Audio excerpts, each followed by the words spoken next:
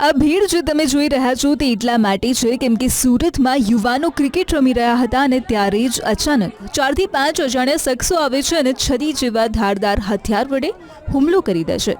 જી હા, સુરતમાં રમતગમતના મેદાનમાં જે રીતે ક્રિકેટ રમી રહેલા યુવાનોને ટાર્ગેટ કરવામાં આવ્યા છે તેને સુરતની સુરક્ષા વ્યવસ્થા સામે ગંભીર સવાલો ઊભા કર્યા છે। કોઈપણ કારણ વિના કે પૂર્વ અદાવત વગર આ શખ્સોએ યુવાનો પર ચપ્પુ વડે જીવલેણ હુમલો કરી દીધો। આ હુમલામાં 3 યુવાનો ગંભીર રીતે ઇજાગ્રસ્ત થયા છે અને ઘટના બાદ લોહી લુહાણ હાલતમાં પડેલા યુવાનોને તાત્કાલિક રિક્ષા મારફતે સારવાર માટે હોસ્પિટલ ખસેડવામાં આવ્યા છે। આ ઘટનાને પગલે આસપાસના લોકોમાં પણ ભારે આક્રોશ જોવા મળી રહ્યો છે।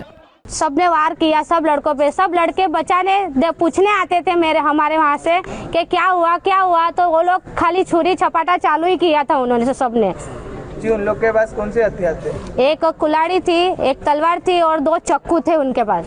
અમે નીચે ક્રિકેટ રમતા હતા અને બહારથી કોઈ લુખ્ખા છોકરાઓ આવ્યા છે જે 4-5 ગાડી લઈને આવેલા અંદર મોહલ્લામાં। તે આંગણવાડી પાસે ઊભા રહીને એ કોઈને શોધતા હતા અને અમારા જે છોકરા પૂછવા ગયા એમને ગમે તેમ સામાન મારીને ચાલ્યા ગયા છે। જેમાં મારા જીજાજી છે, એક મારો ભાઈ છે જેને એકને કિડની પર વાગ્યું છે, એકને હાથ પર વાગ્યું છે અને એકને અહીંયા જાંઘ પર વાગ્યું છે। આપની માંગ શું છે? અમારી માંગ એ છે કે જલ્દી એ લોકોને પકડે અને કઈ આગળ કાર્યવાહી કરે।